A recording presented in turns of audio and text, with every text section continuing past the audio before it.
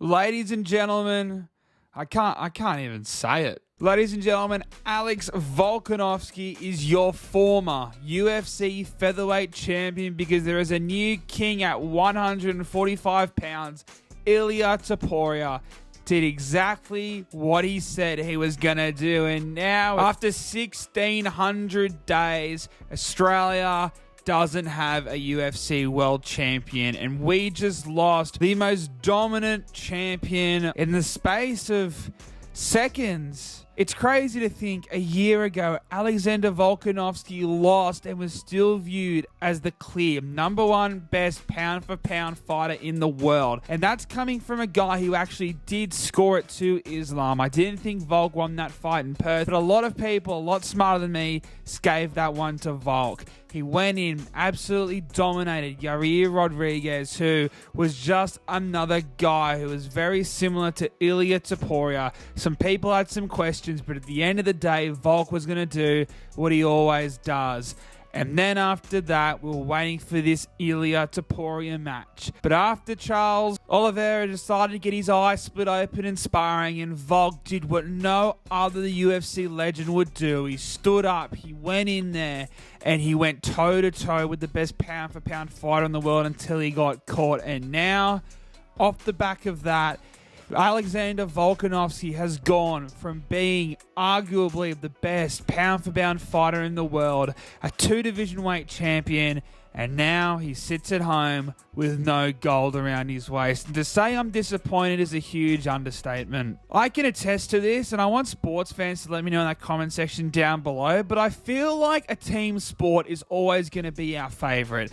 No matter the players, the coaches, who's in the front office, it transcends generations. From your dad, your mum, they're going to support the team that goes on to you, then your kids. It transcends years, decades, centuries. And I do think that most people who follow sports would say that their favorite thing to follow is their team sport. Whether it's soccer, whether it's footy, whether it's American footy, whether it's basketball, your team sport that you follow the closest always comes first. But there's often an individual athlete who transcends that because you know that they're only around for a limited amount of time.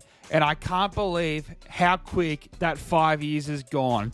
Alexander Volkanovski has literally become the greatest featherweight champion of all time through a pandemic, through some of the best fights of all time. And just like that, half a decade later, we are sitting here and we are questioning, what does Alex Volkanovski do next? And look, he is adamant. He wants a rematch. He's willing to go to Spain to do it. I do think that the UFC has to give him the rematch if he really wants it.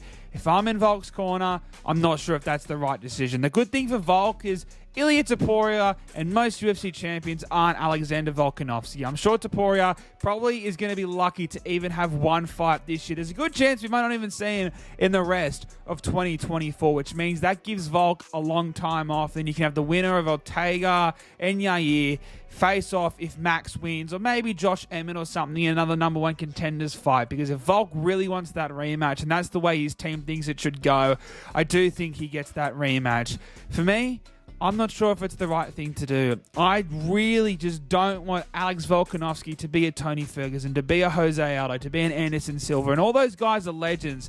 But the thing that makes Jon Jones and GSP the best of all time, and why right now a lot of people see Volkanovski as the best of all time, is because he seemed inhuman. He seemed immortal. And in the space of a kick and a punch, that is all gone. It's hard to say. I'm not sure. That was a wicked punch from Ilia Topuria, and I don't want to take anything away from him. But does that drop Volkanovski if he hasn't been dropped by Islam?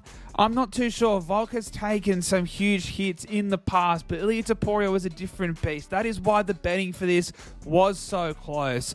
Congratulations to Ilia Topuria. He doesn't have to change his Instagram bio. I would have loved nothing more to see old man Volk get the win and humble this kid. But this kid, congratulations to him, did exactly what he said he was going to do. He went out there and did it. You can't fault that. He's just realized his childhood dream, and his family is going to be set for generations following this fight. But man, does it sting to see him celebrate like that. And look at Volk. The difference between a champion like Volk And someone like Israel Adesanya is Izzy runs away while Volk will sit there, take the questions, let the people know, knows exactly what he wants to do. Whether that's the right thing for him or not, at the end of the day, my opinion doesn't matter. And if Volk fights Ilia Topuria in 4 months, and he's probably going to be a massive underdog, which is where he does thrive, you bet I'm going to be one-eyed biased, and I'm going to put all the money on the world to see him win the belt back, and I'll believe it.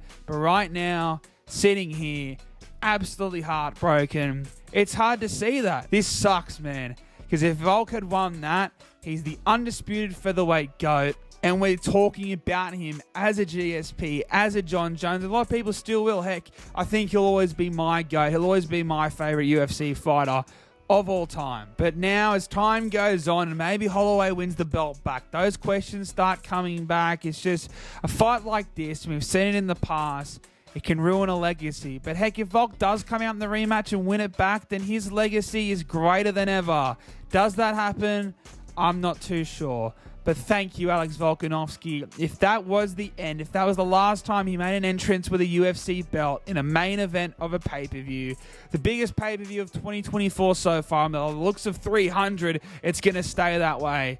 Thank you. This will obviously need to be more of a deep dive analysis, but I'm fresh in the moment, and I could sit here and get the shits and go off, but at the end of the day, Volk lost to a guy who put in a better performance. I said that if Volk came in, was like he was in Islam 1, then maybe he gets the W. But at the end of the day, that was a sick right hand from Ilia Topuria, and that drops pretty much, I think, everyone on that entire roster. So congratulations to Spain. You've got a champion. Enjoy it, because I had a lot of fun with mine.